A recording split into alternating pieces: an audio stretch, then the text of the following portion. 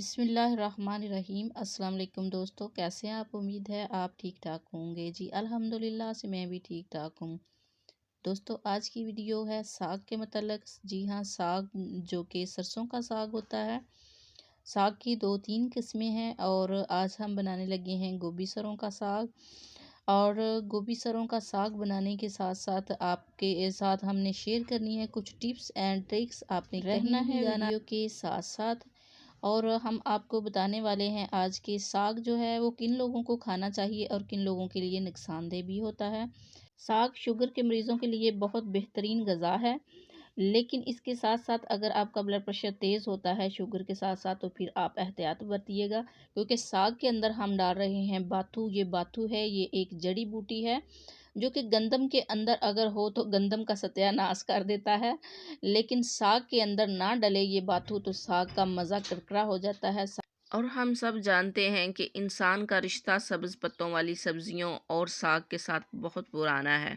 साग की ग़िज़ाई अहमियत के बावजूद आज भी इसे कुछ लोग आम ग़िज़ा समझते हैं, मामूली ग़िज़ा समझते हैं। हकीकत तो ये है कि ये इंसानी ज़िंदगी की बुनियाद इन्हीं सब्ज़ पत्तों वाली सब्जियों और साग के साथ कायम है। आपने कुरान पाक में भी सुना होगा कि हज़रत मूसा अलैहिस्सलाम की कौम ने साग खुद मांगा था। जब हज़रत मूसा अलैहिस्सलाम की कौम ने सवाल पे सवाल किए और कहा कि अब ठीक है, अगर तू कहता है कि तेरा रब सच्चा है तो अपने रब से कहो कि ज़मीन पे हमारे लिए साग उगाए, ककड़ियाँ उगाए वगैरह वगैरह। प्याज भी मांगे उन्होंने, और आप जानते हैं कि प्याज के माशाल्लाह कितने फ़ायदे हैं, आप सब लोग बहुत अच्छी तरह से जानते हैं और इंशाल्लाह से हम किसी दिन वीडियो भी बनाएंगे।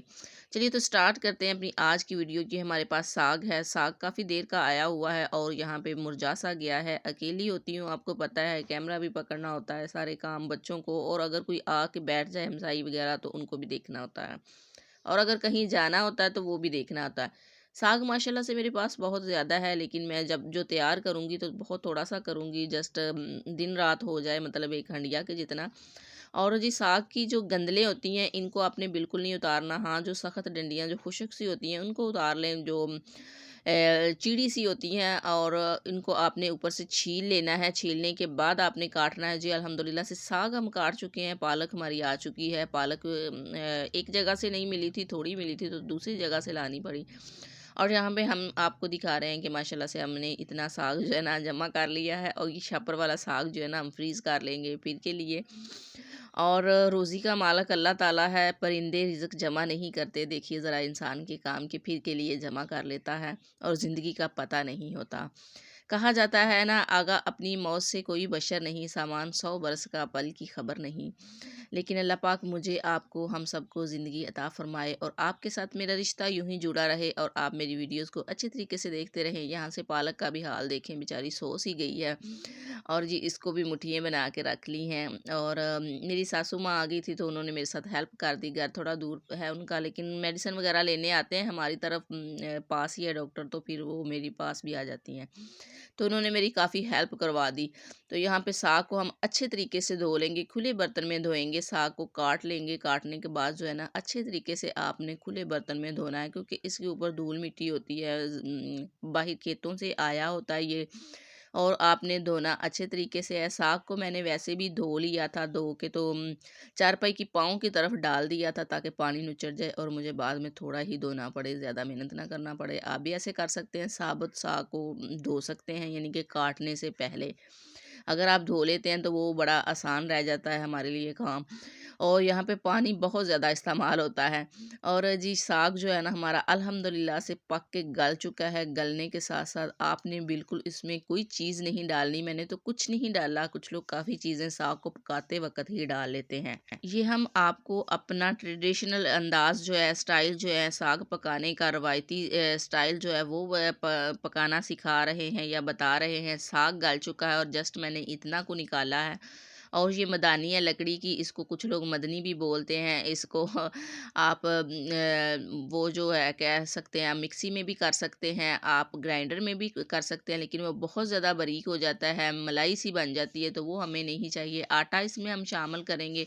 अगर आप आटा शामिल कर लेते हैं तो इससे साग जो है ना वो मिल जाएगा, यानी कि आपस में वो खड़ा खड़ा नहीं रहेगा और बहुत मज़े का जायका भी हो जाएगा। और साग के साथ जो आटा है, आपको पता है गंदम का आटा होगा, कोई और आटा आपने शामिल नहीं करना। आप थोड़ा मिक्स करके फिर थोड़ा, अगर आपको लगे कि थोड़ा है, आप और मिक्स कर सकते हैं, डाल सकते हैं।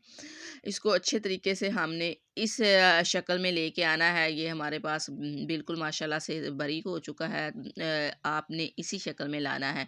अगर आपकी मर्ज़ी है, आप बारीक करना चाहते हो, आप ग्राइंडर में कर लें, या फिर जो दही फेंटने वाला, हाथ के साथ दही फेंटने वाला होता है, जो एक बॉल सा होता है, उसके अंदर छुरियाँ लगी होती हैं, आप उसके अंदर भी डाल के तो इसको कर सकते हैं। यहाँ पे मसाला हम तैयार कर रहे हैं। इसके अंदर जो है ना, आपने मसाला हमने साबुत आपको दिखा दिया था। प्याज है, वो भी मैं सारा नहीं डालूँगी, हाफ़ प्याज है। अदरक लहसुन है, मैंने उसको चॉप कर लिया था। और जी अल्हम्दुलिल्लाह से तैयार हो चुका है। हल्दी आपको डालने की ज़रूरत नहीं है, बट मैं इसलिए डाल रही हूँ कि हमारी नमक मिर्च थोड़ी कम होती है हंडिया में, बच्चों को बिल्कुल नहीं पसंद, छोटा तो बिल्कुल नहीं खाता थोड़ी सी भी मिर्चें हों तो फिर हंडिया का कलर जो होता है ना, वो बड़ा अजीब सा लगता है, लेकिन हल्दी डाल दें तो वो थोड़ा रेड में आ जाता है, रेड फॉर्म में। और जी यहाँ पे अल्हम्दुलिल्लाह से यहाँ पे आपकी सारी टेक्निक जो है ना यहाँ पे आएगी। आपने यहाँ पे बड़ा कमाल करना होता है साग को पकाने का। आपने साग को काटा, उसको धोया, उसको सारा काम किया, वो आपको कोई भी नहीं कहेगा कि बेचारी ने इतनी मेहनत की थी ये। तो आपने साग को गाल भी लिया, ये भी बड़ा कमाल होता है साग को अच्छे तरीके से गाल लेना ना, क्योंकि साग अक्सर ही नहीं गलता जल्दी, लेकिन अल्हम्दुलिल्लाह से मैंने बड़ी-बड़ी लकड़ियाँ डाली थी तो वो लगाई थी, तो उससे ना साग गल गया है। और जी मैंने प्रेशर कुकर भी यूज़ नहीं किया। आप भी प्रेशर कुकर में हरगिज़ साग को मत पकाइएगा, क्योंकि इसका बिल्कुल जायका नहीं आता। सा प्रेशर कुकर तो हर चीज़ को मलाई करके रख देता है, और कुछ चीज़ें जो है ना वो जल्दी जो गल जाती है तो उनका जायका बिल्कुल अच्छा नहीं लगता। और हमें तो नहीं लगता, हम प्रेशर कुकर यूज़ नहीं करते। और सीधी सी बात है, मुझे जब उसकी सीटी बजती है ना, उससे बड़ा डर लगता है। तो जी ये देखिए अल्हम्दुलिल्लाह से हमारा साग बिल्कुल मुकम्मल तौर पे तैयार हो चुका है। कलर देखिए माशाल्लाह से जी। ये देखिए मैंने साग को प्लेट के अंदर डाला है आपको दिखाने के लिए, और बिल्कुल कंप्लीट हो चुका है। और देसी घी मैंने ऊपर रख दिया है। आप चाहें तो सारा साग देसी घी में पका सकते हैं, लेकिन मैंने डालटे में पका के तो ऊपर देसी घी रखा है। और क्योंकि पंजीरियाँ भी हमने बनानी है, तो देसी घी जो है ना मैं वो खर्च नहीं करना चाहती थी जी। मैंने बहुत ज़्यादा मेहनत की है, और मेरे 2 दिन लगे हैं साग पकाने में, और इतनी को वीडियो आप तक पहुंचाने में। बहुत सारी वीडियो मैंने डिलीट की है। मुझे उम्मीद है पसंद आई होगी। अल्लाह हाफिज़। आपने अपना बहुत सारा ख्याल रखना है। बच्चों को प्यार कीजिएगा, बड़ों को भी प्यार कीजिएगा, बड़ों का ख्याल रखिएगा। सर्दी है, और जी जो हमारे घरों में बुज़ुर्ग लोग होते हैं, उनको साग बहुत ज़्यादा पसंद होता है। आप पका लीजिएगा घर में, थोड़ा पका लें, ज़्यादा नहीं पका सकते। अगर खुद नहीं पका सकते तो आप किसी से भी कह सकते हैं। और जी यहाँ पे हम बात करेंगे साग के फ़ायदों और नुकसान की। साग गले, खांसी, नज़ला, ज़ुकाम के लिए बहुत बेहतरीन ग़िज़ा है। साग कब्ज़ के लिए भी बेहतरीन है, इसे खा सकते हैं आप। और जी साग के अंदर बाथू और पालक होती है, तो ये इन खुद भी गर्म मिजाज के होते हैं। साग भी गर्म मिजाज का है, सरसों आपको पता है गर्म होती है। और ब्लड प्रेशर के, जिनका हाई ब्लड प्रेशर होता है, उनको एहतियात बरतनी चाहिए। एक साथ खीरा खा लेना चाहिए, तो फिर मेरा ख्याल है ठीक है। और साथ थोड़ा थोड़ा दही जो है ना उसका इस्तेमाल कर लें। और मकई की रोटी और चावल की रोटी हो तो फिर तो मज़ीद गर्म हो जाता है। और फिर मैदे में जलन भी होती है, क्योंकि ब्लड प्रेशर का मसला होता है इंसान को, तो फिर ये जो है ना एहतियात से थोड़ा थोड़ा खा लें।